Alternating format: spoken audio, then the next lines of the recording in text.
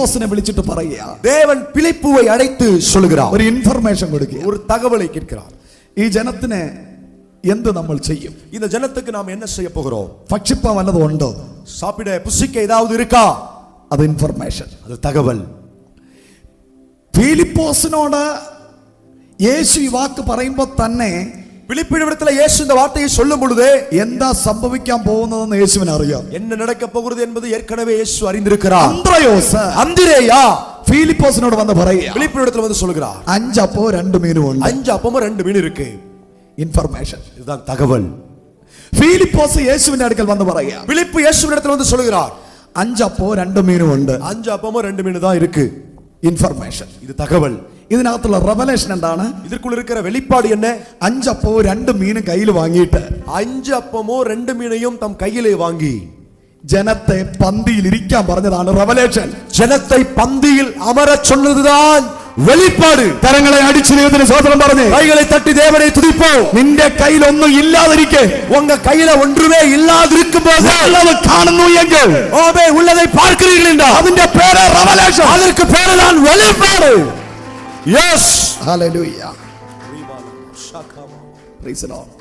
Jesus. യോഹന്നാന്റെ സുവിശേഷം 2-ാം അധ്യായം വായിക്കുമ്പോൾ, யோவான் சுவிசேஷம் 2-ാം அதிகாரம் വായിക്കുമ്പോൾ യേശുവിന്റെ അമ്മ മറിയ, യേശുവിൻ തായാകിയ മറിയാൾ അമ്മ യേശുവിനോട് പറയുന്ന ഒരു കാര്യമുണ്ട്. യേശുവിനിടത്തിൽ ചൊല്ലുகிற ഒരു കാര്യമുണ്ട്.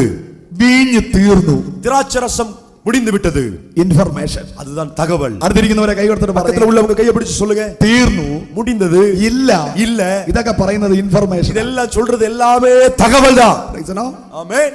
പെട്ടെന്ന് ലെവൽ അങ്ങ് മാറി, திடீரென்று அங்க நிலை மாற்றம் அடைந்தது. ഗിയർ ഒന്ന് ഷിഫ്റ്റ് ആയി മറിയയ്ക്ക്. அந்த கீர் ஷிஃப்ட் ஆகி മറിയ പറയുകയാണ്, மரியா சொல்கிறார், അവൻ എന്തെങ്കിലും കൽപ്പിച്ചാൽ அவர் என்ன சொல்லுகிறாரோ അത് ചെയ്യൂ, அதை செய்யுங்க. അത് റെവലേഷൻ, அதுதான் வெளிப்பாடு. കരങ്ങളെ അടിച്ചു ദൈവത്തിന് സ്തോത്രം പറഞ്ഞു, கைகளை தட்டி தேவனை துதிப்போம். വീഞ്ഞ് തീർന്നു എന്ന് പറഞ്ഞത് திராட்சரசம் குறைந்தது என்று சொன்னவள் ഇൻഫർമേഷൻ, அது தகவல். യേശു എന്തെങ്കിലും കൽപ്പിച്ചാൽ, இயேசு ஏதாவது சொன்னா അത് ചെയ്യാൻ പറഞ്ഞത് அதை செய்யுங்கன்னு சொன்னது റെവലേഷൻ, வெளிப்பாடு.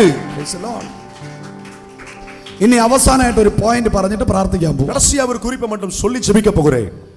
ബർത്തിമായി, ബർത്തിമേയു, യെരിഹോവിൽ പട്ടണത്തിലിരുന്നുകൊണ്ട് അമ്മയുടെ ഉദരത്തിനകത്ത് വച്ച് ജന്മനാൽ കുരുടനായ ഒരുത്തനുണ്ടായിരുന്നു. അവന്റെ പേര് ബർത്തിമായി എന്നാണ്. ஆமென். தாயினுடைய பிறப்பிலிருந்து பிறந்த போதிலிருந்து ஆமென் குருடனாய் ஒரு மனுஷன், ஹalleluya, எரிகோ பட்டணத்தில் உட்கார்ந்து பிச்சை கட்டிக் கொண்டிருந்தான். அவன் பேர்தான் பர்த்திமேயு. യെരിഹോം എന്ന വാക്കിന്റെ അർത്ഥം, எரிகோ என்ற வார்த்தையின் பொருள் ശാപം.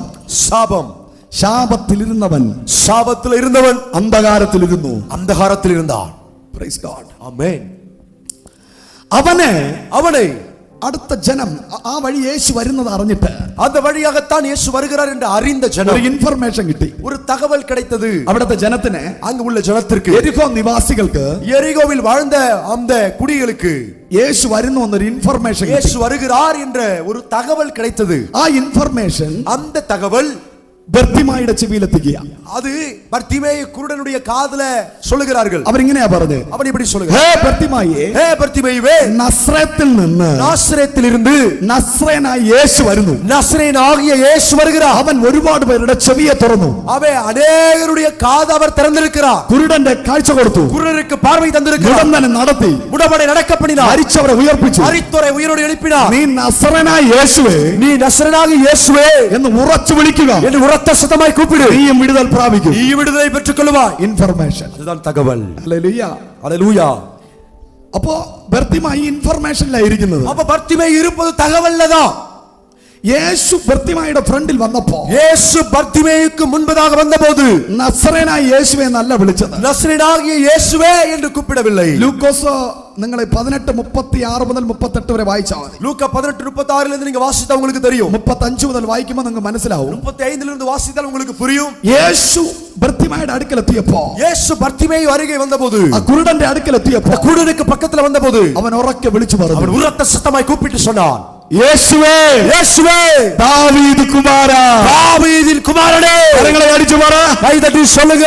ചൊല്ലിക്കൊടുത്തത് ഇൻഫർമേഷൻ ആണെങ്കിൽ, ஓ சொல்லினது சொன்னது தகவல் என்றாலும், ചൊല്ലി കൊടുത്തത് ഇൻഫർമേഷൻ ആയിരുന്നു എങ്കിൽ ஆமென், சொல்லி கொடுத்தது ஒரு தகவல் என்றாலும், ഉള്ളിൽ നിന്ന് വന്നത് ஆனா உள்ளுக்குள்ளிருந்து வந்தது റെവലേഷൻ ആയിരുന്നു. வெளிப்பாடாயிருந்தது. കാരണം ബർത്തിമായിയുടെ ഉള്ളിൽ ഇരുന്നത് ஏனென்றால் பர்த்திமேயுக்குள்ளிருந்தது ദാവീദ് ഗോത്രത്തിൽ നിന്ന് ഒരുത്തൻ വരും. தாவீதின் கோத்திரத்திலிருந்து ஒருவர் வருவார். അവന്റെ പേരാണ് മാശിക. அவர் പേരുதான் மேசியா. ആ മശികയ്ക്ക് മാത്രമേ அந்த மேசியாவுக்கு மட்டும்தான் മരിച്ചവരെ ഉയർപ്പിക്കാൻ കഴിയത്തുള്ളൂ. உயிரோடு எழுப்ப முடியும். കുരുടന്റെ കണ്ണു തുറക്കാൻ കഴിയുള്ളൂ. கண்ணை திறக்க முடியும். കരങ്ങളെ അടിച്ചു പറ. கைத்தட்டி சொல்லுவோம். നീ നിന്റെ ഉള്ളിൽ നിന്ന് വരേണ്ടത് உனக்குள்ளிருந்து வர வேண்டியது ഇൻഫർമേഷൻ അല്ല, தகவல் அல்ல, റെവലേഷൻ. வெளிப்பாடு. കരം അടിച്ചു പറ. கைத்தட்டி சொல்லுவோம். ചില നിമിഷങ്ങൾ കരങ്ങളെ അടിച്ചു. சில நிமிஷங்கள் கைகளை தட்டி சொல்லுவோம். റെവലേഷൻ പുറപ്പെടും. உள்ளுக்குள்ளிருந்து வெளிப்பாடு வரட்டும்.